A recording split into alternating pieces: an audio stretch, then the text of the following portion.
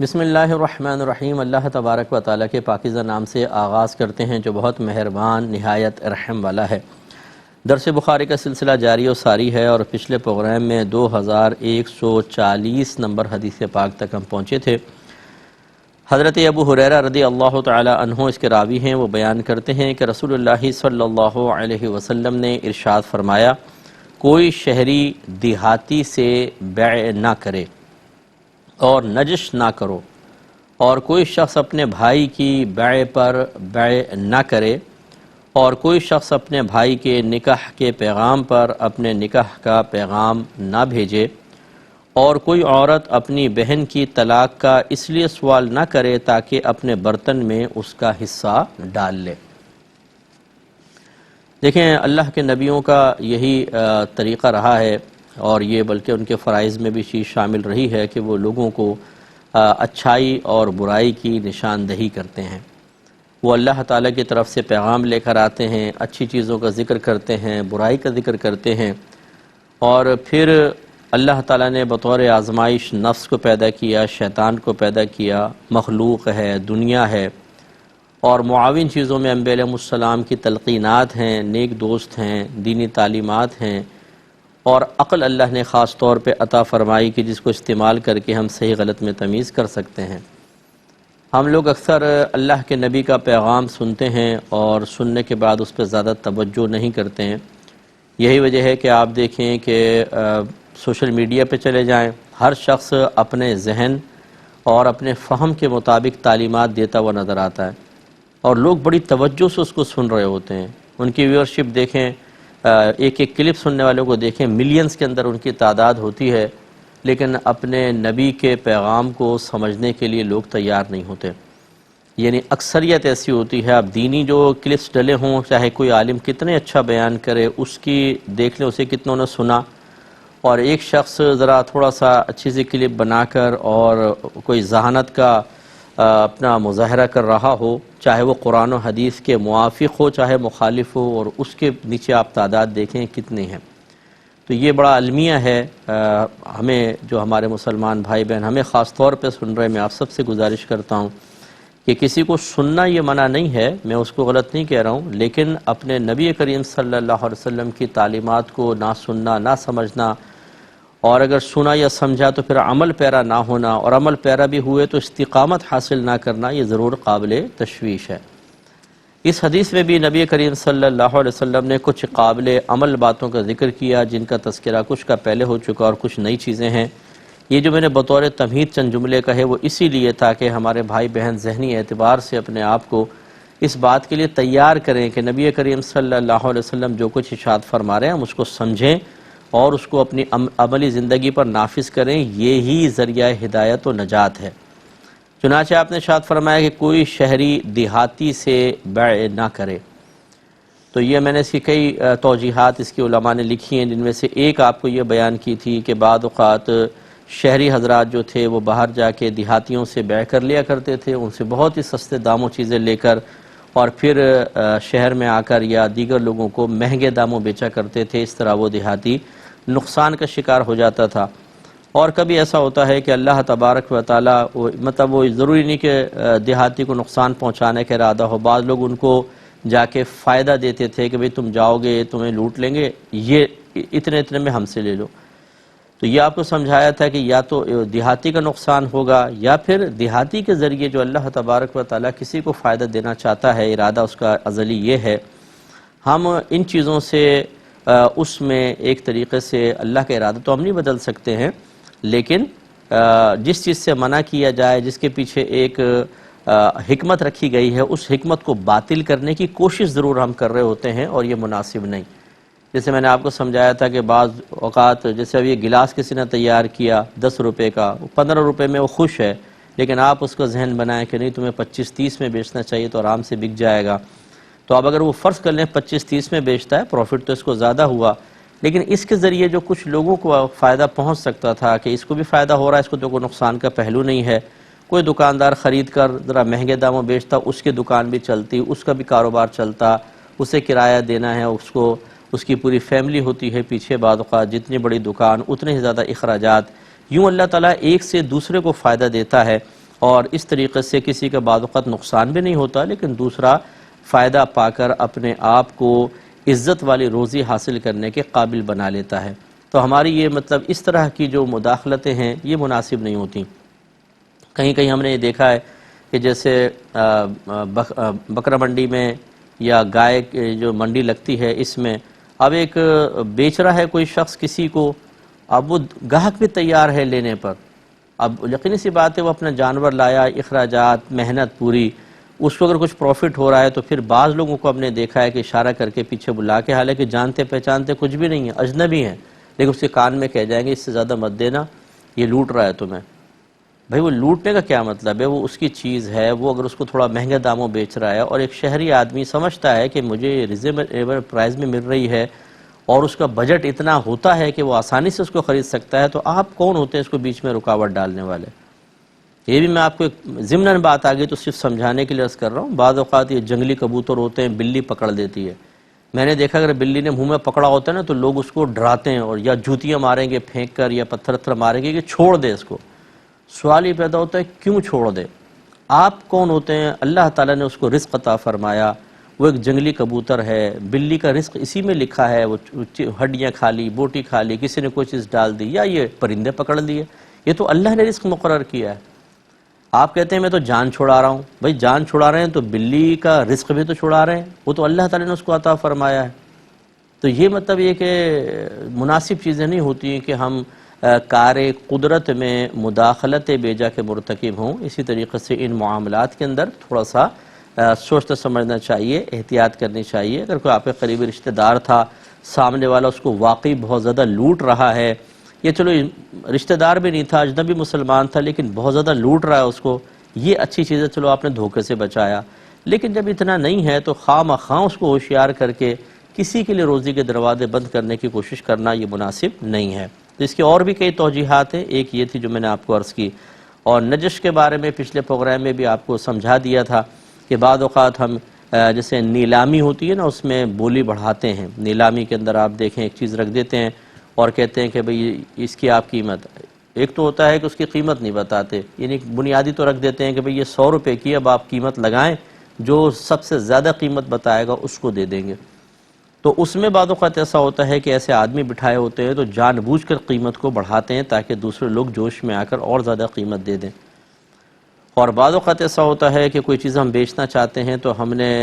پہلے طے کیا ہوتا ہے کہ اصل قیمت سے کئی گنا قیمت لینی ہے، لیکن اب سامنے والے کا ذہن بنانے کا ایک طریقہ یہ بھی ہوتا ہے کہ کچھ لوگ مصنوعی طور پہ گاہک بن کر آ جاتے ہیں اور اس کی قیمت زیادہ دینے کی خواہش کا اظہار کرتے ہیں۔ اس سے جو پہلے لینے والا ہوتا ہے اس کو ترغیب حاصل ہوتی ہے، وہ کہتا ہے یار یہ تو اس کا مطلب چیز واقعی اتنی اچھی ہے کہ اور بھی لوگ اس کو ڈیمانڈ کر رہے ہیں، تو بیچارہ زیادہ قیمت دے کر لے لیتا ہے۔ تو ان میں چونکہ دھوکہ دہی ہے اس لیے اس کو منع کیا گیا۔ ہاں یہ ہو سکتا ہے کہ ایک قیمت ایک چیز کی 500 روپے ہے مثال کے طور پر، اور گاہک 400 روپے پہ مصر ہے کہ 400 سے اوپر میں دوں گا ہی نہیں، اور اس میں ہمیں نقصان بھی ہے۔ اب ہم نے کوئی ٹیکنیک استعمال کی، اسی طریقے سے کوئی مطلب ترکیب کی، حکمت اختیار کی کہ کسی نے اس کی قیمت کو بڑھایا حتیٰ کہ وہ 500 تک آ گیا، اور پھر ہم نے اس کو 500 کے بیچ دی۔ یہ دیکھیں اس میں نہ دھوکہ ہے نہ اس کو نقصان کا ارادہ ہے، بلکہ وہ تو اصل قیمت سے نیچے لٹکا ہوا تھا، اصل قیمت تک اس کو لے کر آئے ہیں، اس میں کوئی حرج نہیں ہے۔ تو بس نجش کا مطلب یہ ہوگا کہ کسی کو دھوکہ دینے کی نیت سے، اس سے زیادہ ایٹھنے کی نیت سے خواہ مخواہ قیمت کو بڑھانا حالانکہ خریدنے کا ارادہ نہ ہو، تو یہ چیز منع ہوتی ہے۔ تو اس سے ذرا درس حاصل کریں کہ یہ تو چلیں ایک ہے کہ کوئی تھرڈ پارٹی ہے، تھرڈ پرسن ہے کہ جو قیمت بڑھانے کے لیے اس طریقے سے ہمارا ساتھ دے رہا ہے۔ بعض اوقات تو ہم خود جو سیلز مین ہوتا ہے وہ جھوٹ بول کر اور دھوکہ دے کر سامنے والے کو ایموشنل کر کے اس کی جیب سے پیسہ نکلواتا ہے، اور اتنا جھوٹ بولتے ہیں، اتنا جھوٹ بولتے ہیں کہ پوری مارکیٹ میں گھوم لیں اس سے کم نہیں ملے گا، میں تو آپ کے لیے بس یہ کر رہا ہوں، ہمیں تو خود اتنے کی پڑی ہے، حالانکہ چیز بہت سستی پڑی ہوتی ہے۔ تو یہ تو مطلب خواتین ہی مطلب زیادہ بہتر اس کو سمجھتی ہیں۔ اچھا ہر عورت بھی نہیں ہوتی ماہر خریدنے کے اندر، بعض بیچاری عورتیں بھی دھوکے میں مبتلا ہو جاتی ہیں، لیکن جو میرا میرا مشاہدہ ہے اپنے خاندانی خواتین جو خریدنے میں ماہر ہیں ان کے اعتبار سے جو میں نے مشاہدہ کیا کہ 3000 کی چیز بتائی اور وہ 700 800 میں خرید کے لے آئیں، تو میں تو سر پکڑ لیتا ہوں بعض اوقات کہ بھئی اگر مجھ جیسا آدمی ہوتا کتنا کم کروا لیتا، 100 200 300 400، اور اگر وہ 500 کم کر دیتا تو میں تو سمجھتا ماؤنٹ ایوریسٹ میں نے سر کر لیا ہے، لوٹ کر لیا ہوں اس کو، حالانکہ مجھے لوٹ رہا ہوتا۔ تو یہ خواتین جو ان کے پاس ٹائم بھی ماشاءاللہ بہت اچھا ہوتا ہے، ٹائم نکال کے جاتی ہیں، بیٹھی پھر وہ خوب اس کا دماغ کھاتی ہیں، تو وہ بھی پھر آہستہ آہستہ آہستہ نیچے آتا ہے۔ اس نیچے آنے سے پہلے وہ کتنا جھوٹ بول چکا ہوتا ہے، بہن جی ہو ہی نہیں سکتا، 2000 کی تو مجھے گھر پہ پڑی، میں کیسے آپ کو کم پہ دے دوں؟ اب اس سے کوئی پوچھے تو 700 روپے کی کیسے دے دی تم نے؟ جھوٹ بول رہے تھے تم، نہ بولتے جھوٹ، تم آپ کہتے کہ بھئی میں نے یہ مجھے اتنے میں پڑی ہے اور میں اس سے کم نہیں دے سکتا ہوں، اور جو پڑی ہے اس کو صحیح بتائیں آپ، یہ چلیں اس کو آپ نہیں بتانا چاہتے تو آپ کہیں جی 2000 سے کم میں نہیں دوں گا، زیادہ 100 روپے کم کر لوں گا بس۔ اب آگے جھوٹ نہ بولیں، لیکن جھوٹ کے بغیر ہم سمجھتے ہیں کہ معاذ اللہ ثم معاذ اللہ آج اللہ تعالی ہمیں رزق حلال دینے پر قادر نہیں رہا ہے، کیا ہم یہ ذہن بنائے ہوئے ہیں؟ یہ بہت بری بات ہے۔ بارہا میں نے ترغیباً آپ کی خدمت میں گزارش کی کہ اس طرح اپنے اعتقاد اور اعتماد کو، اپنے یقین کو کمزور نہ کریں۔ اللہ تبارک و تعالیٰ کے دست قدرت پہ پوری کائنات کے خزانے ہیں۔ ذرا اسپیس میں آپ جا کے ذرا ڈاکیومنٹریز دیکھیں، اسپیس میں کتنا سونا، کتنا لوہا، کتنا پیٹرول ہے، اتنی چیزیں اللہ تعالیٰ نے معدنیات پیدا کر رکھی ہیں مختلف پلینٹس پر، اس کی بارگاہ میں کیا کمی ہے؟ لیکن ہمیں مطلب ہم یہ سمجھتے ہیں کہ نہیں وہ رزق حلال ذریعے سے تو ہمیں دے ہی نہیں سکتا ہے، معاذ اللہ شاید اس کے خزانے سکڑ گئے ہیں، شاید وہ حرام طریقے سے ہم کمائیں گے تو زیادہ راضی ہو کر دے دیتا ہے، حلال طریقے والوں کو خامخواہ آزمائش میں رکھتا ہے۔ یہ ہماری جو یقین کی کمی ہے، بے اعتمادی ہے، اللہ پہ کامل بھروسہ نہ ہونا ہے، اور اپنی چلاکیوں اور شیطانی طریقوں پر زیادہ کامل بھروسہ کرنا ہے، یہ ضعف ایمان کی بھی علامت ہے اور ایمان کی تباہی کا سبب بھی بن سکتا ہے، تو ایسا نہیں کرنا چاہیے۔ دوسرا سرکار نے فرمایا کہ اور کوئی شخص اپنے بھائی کی بیع پر بیع نہ کرے، اور کوئی شخص اپنے بھائی کے نکاح کے پیغام پر اپنے نکاح کا پیغام نہ بھیجے۔ اس میں بھی کلام ہو چکا ہے۔ ہمارا مذہب چاہتا ہے کہ ہم مل کر رہیں، متحد رہیں، ہر اس چیز کو ختم کر دیں کہ جس سے دل پھٹتے ہیں، جس سے کینہ بیٹھتا ہے، جس سے دشمنی پیدا ہوتی ہے، جس سے نفرت پیدا ہو، جس سے ہماری اجتماعیت متاثر ہو، جس سے ہمارا اتحاد و اتفاق ختم ہو جائے۔ شریعت ہر اس چیز کو ناپسند کرتی ہے، اسی لیے ایک ہی شخص ایک ہی وقت میں خالہ اور بھانجی کو اپنے نکاح میں نہیں رکھ سکتا، پھوپھی اور بھتیجی کو نہیں رکھ سکتا، دو سگی بہنوں کو نہیں رکھ سکتا۔ کیوں؟ قطع رحمی پیدا ہوگی، ٹوٹے گا، رشتہ ٹوٹے گا، اس لیے منع کیا ان چیزوں سے۔ اسی طریقے سے یہ ہے، ایک شخص خرید و فروخت کر رہا ہے، ابھی سودا چل رہا ہے، آپ بیچ میں آ جائیں تو اس کے دل میں کینہ بیٹھ جائے گا، ہو سکتا ہے دکاندار آپ کی زیادہ قیمت کو دیکھ کر اس کو منع کر کے آپ کو دے دے، تو ایسی صورت میں دکاندار نے بھی غلط کیا، لیکن آپ نے تو بہت ہی بڑا غلط کیا، تو اس گاہک کے دل میں آپ کے لیے ایک نفرت پیدا ہوگی اور کینہ بیٹھ جائے گا۔ اسی طریقے سے اگر کسی کے نکاح کی بات چل رہی ہے، بعض اوقات ہم اپنے پیسے کے زوم میں، اپنے منصب کے زوم میں نکاح پہ نکاح کا پیغام بھیج دیتے ہیں، اور سامنے والے جو ہیں وہ ڈر کر یا مروب اور متاثر ہو کہ بھی اتنے بڑے گھر سے نکاح کا پیغام آ گیا، وہ آپ کے لیے ہاں کر دیتے ہیں، حالانکہ ان سے بات چل رہی تھی اور بات تقریباً بعض اوقات تو کمپلیٹ ہونے والی ہوتی ہے، لیکن ان کو منع کر دیتے ہیں۔ اس سے ان کی دل آزاری ہوتی ہے، شدید قسم کی بد دعائیں دی جاتی ہیں اور دل دکھتا ہے اور دلوں میں کینہ بیٹھ جاتا ہے، تو ان چیزوں کو شریعت نے پسند نہیں کیا۔ اس لیے جب آپ دیکھیں کوئی کسی کا سودا ہو رہا ہے، خاص طور پر یہ بقرعید کے دنوں میں منڈی میں خاص طور پر کوئی کر رہا ہے تو آپ سائڈ میں کھڑے ہو جائیں، پہلے ان کو ختم ہونے دیں، بالکل یس یا نو، نو ہو گیا اب آپ آگے بڑھ کے اپنے آفر کریں، ٹھیک ہے، کوئی مسئلہ نہیں ہے۔ اسی طرح اگر کسی کا کوئی مطلب آپ نکاح کا پیغام بھیجنا چاہتے ہیں تو کسی کے ذریعے ایک دفعہ پوچھوا لیں کہ جو مثلا بچی کے لیے نکاح کا پیغام بھیجنا چاہتے ہیں تو پوچھوا لیں میں کہیں بچی کی بات تو نہیں چل رہی، آپ نے بات پکی تو نہیں کی ہوئی۔ میں نے ایسے لوگ دیکھے ہیں بچیوں کی زبانی، یعنی باقاعدہ کوئی تقریب تو نہیں ہوتی کہ منگنی ہوئی، لیکن زبانی انگوٹھی وغیرہ دیگر چیزیں کو رسم وغیرہ چھوٹی سی ہو گئی ہے، لیکن رشتہ بہت اچھا آ گیا تو وہ فوراً پھسل جاتے ہیں، انہیں کسی ہیلے بہانے سے منع کر دیں گے، ان کو ہاں کریں گے۔ یہ صحیح طریقہ نہیں ہے، اس میں ان کا قصور ہے، لیکن لڑکے والوں کو کم از کم یہ کر لینا چاہیے، یا لڑکی والے اگر وہاں پہ کچھ بات چلانا چاہتے ہیں کہ پہلے کسی کی بات تو نہیں چل رہی، کسی کے بچہ، کسی کی بچی کی دل آزاری کا ہم سبب تو نہیں بنیں گے، یہ ہمارا مذہب ہمیں سکھاتا ہے۔ ایسی سرکار نے جو آخری بات بیان فرمائی کہ کوئی عورت اپنے بہن کے طلاق کا اس لیے سوال نہ کرے تاکہ اپنے برتن میں اس کا حصہ ڈال لے، اس کی صورت یہ ہے کہ ایک شخص کی ایک بیوی ہے مثال کے طور پہ، وہ دوسری شادی کرنا چاہتا ہے اور دوسری عورت یہ ڈیمانڈ کرے کہ پہلے والی کو طلاق دو، اور قصد و ارادہ یہ ہو کہ پھر یہ تو بڑے عیش سے رہ رہی ہے، اس کی ساری چیزیں پھر مجھے مل جائیں، میں ملکہ بن جاؤں گھر کی اور اس کو باہر نکالو۔ یہ گویا کہ اس ارادے کے ساتھ طلاق کا مطالبہ کرنا کہ اس کی چیز میرے برتن میں آ جائے، یہ سرکار نے الفاظ بیان فرمائے، مقصود یہ ہے۔ تو اب اس سے ہماری وہ بہنیں ذرا درس حاصل کریں جو خاص طور پر یہ جو میں نے کنڈیشن بتائی کہ دوسری شادی مرد کرنا چاہے اور دوسری بیوی یہ کنڈیشن لگائے کہ پہلی والی کو طلاق دو پھر میں تم سے نکاح کروں گی، یعنی کس قدر ظالمانہ فعل ہے۔ آپ اندازہ کریں کہ اپنی خوشیوں کی خاطر کسی کے ہنستے بستے گھر کو تباہ کرنا۔ فرض کر لیں یہ جو مرد حضرات ہوتے ہیں نا، یہ بھی بڑے تیز ہوتے ہیں، دوسری عورت کو اپنے گرد مائل کرنے کے لیے، اپنی طرف مائل کرنے کے لیے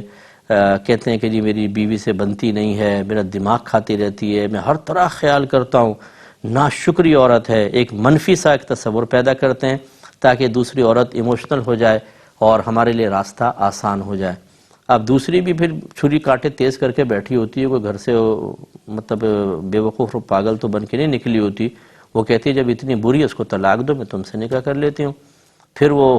گھبراتا ہے کہ یاری ہیلے بہانے میں تو راضی کرنے کے لیے کر رہا تھا، اس نے تو طلاق کا مطالبہ کر دیا۔ تو بہرحال کچھ بھی مسئلہ ہو، شوہر نے کچھ بھی کہا ہو، لیکن دوسری عورت کو سوچنا چاہیے دوسری شادی منع نہیں ہے، لیکن اس طرح ڈیمانڈ کر کے جی پہلی کو طلاق دے دو۔ اب آپ سوچیں کہ ایک عورت کو آپ طلاق نہیں دلوا رہی، اس کی دل آزاری، پھر اس کے جو خاندان والے ہیں ان سب کو تکلیف، پھر اس کی اس آدمی کے جو بچے ہیں انہیں کس قدر اذیت اور تکلیف ہوگی۔ اور یہ کوئی ایک دن کا کھیل تو ہوتا نہیں ہے، ساری زندگی کا غم ہے، ساری زندگی کے صدمے ہیں، بد دعائیں اور آہیں اور کراہیں۔ اسی لیے میں نے اکثر یہ دیکھا ہے کہ جو اس طرح عورتیں ڈیمانڈ کر کے شادی کر لیتی ہیں کہ بس میں حکومت کروں اور کوئی بھی دوسرا نہ ہو، پھر وہ رسوا ہوتی ہیں، بہت زیادہ ان کو تکلیف ہوتی ہے، انہیں بھی طلاقیں ہو جاتی ہیں اور ان کے گھر بھی تباہ و برباد ہوتے ہیں اور یہ خوشیاں راس نہیں آتی۔ اس لیے میں اپنی بہنوں سے گزارش کروں گا کہ ایک تو یہ کہ کوئی اگر شخص یہ آفر کرتا ہے کہ جی مجھ سے دوسری شادی کر لیں اور میں مطلب دونوں کو ساتھ لے کے چلوں گا، 10 بار اس پہ سوچنا چاہیے، 10 بار کہ دوسری شادی پہلی بیوی کے باوجود دوسری شادی کا وہ کہہ رہا ہے تو کل تیسری بھی کر سکتا ہے۔ ایسے بھی میرے سامنے کیسز آئے ہیں کہ دوسری کے بعد تیسری بھی۔ اچھا دوسری والی سے اگر پوچھیں کہ جو ڈیمانڈ ابھی آپ کر رہی ہیں کہ یہ طلاق دو پھر میں تم سے نکاح کروں گی، اگر یہ تم سے شادی کر لے اور پھر تیسری عورت اس مرد کی زندگی میں آئے اور وہی ڈیمانڈ یہ رکھے کہ اس دوسری کو طلاق دو پھر میں تم سے نکاح کر لوں گی، تو آپ کا کیا خیال ہوگا؟ پھر آپ اس پہ راضی ہوں گے کہ نہیں ہوں گی؟ وہ آپ کے لیے جو آپ نے دوسرے کے لیے گڑھا کھودا، جب آپ کے لیے کھودا تو اب آپ کو کچھ لطف اور مزہ آئے گا کہ نہیں آئے گا؟ تو ایسی حرکتیں نہیں کرنی چاہیے۔ خلاصہ کلام یہ کہ اپنی خوشیوں کے لیے کسی کو دائمی غم نہ دیں ورنہ تباہی ہے۔ اللہ تعالیٰ سمجھ کے توفیق عطا فرمائے۔ وآخر دعوانا ان الحمدللہ رب العالمین۔